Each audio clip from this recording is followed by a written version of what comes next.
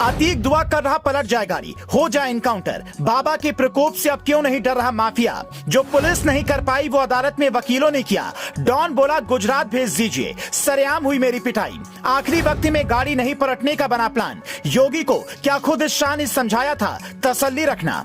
कहते हैं कि योगी का स्टाइल जजों को पसंद है। प्रयागराज कोर्ट में जब सुनवाई हो रही थी तब गोरखपुर की कोर्ट की वो घटना दोहराई जाने वाली थी जहां रेप केस के आरोपियों को बाप ने कोर्ट रूम में ही सबक सिखा दिया।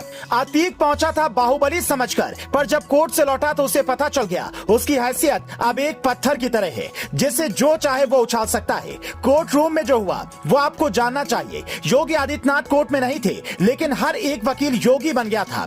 कोर्ट के अंदर जो हुआ वो रोज रोज नहीं होता। निर्भया गैंगरेप के आरोपियों के लिए जैसी आवाज उठी थी ठीक अतीक को मारने की आवाज उठी, पर उससे भी ज्यादा एक बड़ी घटना हो गई। जैसे ही अतीक को अदालत ने उम्र कैद की सजा सुनाई वो बाहर निकला तो वकीलों ने उसे घेर लिया। वकील उसे गंदी गंदी गालियां दे रहे थे। अतीक की सरेआम कैमरे के सामने कुटाई हो रही थी। वो पुलिस के आड़ में बचकर निकलना चाहता था लेकिन वकील घर से ही जूते का हार लेकर आए थे। मन बनाकर आए थे कि आज अतीक का आतंक खत्म करना है, लेकिन आपके मन में सवाल भी उठ रहा होगा कि वो बेखौफ कैसे हो गया। तो सुनिए, जब सारा मीडिया कह रहा था कि अतीक की गाड़ी पलट जाएगी तब योगी लखनऊ में एक अधिकारी के साथ जबरदस्त प्लान बना रहे थे। वो प्लान अतीक का डर पब्लिक से निकालने का था। अगर उसका एनकाउंटर हो जाता तो जनता के बीच फैला उसका खौफ खत्म नहीं होता। लेकिन देखिए, जिससे किसी जमाने में कोई आंख तक नहीं मिलाता था उसे सरेआम पीटा गया। कैमरे के सामने खुलेआम सब कुछ हुआ। एक माफिया के लिए ये मौत से बड़ी सजा है कि लोग उसे डरना बंद कर दे रहे हैं क्योंकि उसका पूरा बिजनेस डर पर टिका है।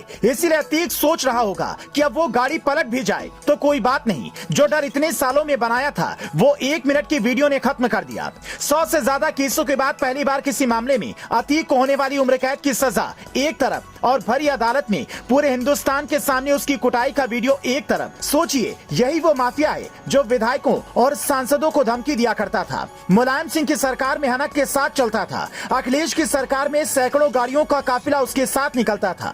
मायावती के विधायक को मारने के बाद भी उसका कुछ नहीं बिगड़ा था। लेकिन योगी के आते ही सब बदल गया। डॉन अब सलाखों के पीछे है, सड़क पर उसकी नुमाइश हो रही है। दूसरों को डराने वाला अब खुद कह रहा है कि मुझे जान का खतरा है। शायद इसी को भगवान का इंसाफ कहते हैं जो वो दुनिया में रहते अपराधी को दिखा देता है। जिस तांगे वाले की बेटी ने लोगों को डराकर और सरकारी जमीन हथियाकर अपने बच्चों की परवरिश की, उसका आधा खानदान जेल में है। आधे की तलाश पुलिस कर रही है। 1100 करोड़ से ज्यादा की उसकी संपत्ति पर योगी का बुलडोजर चल गया है।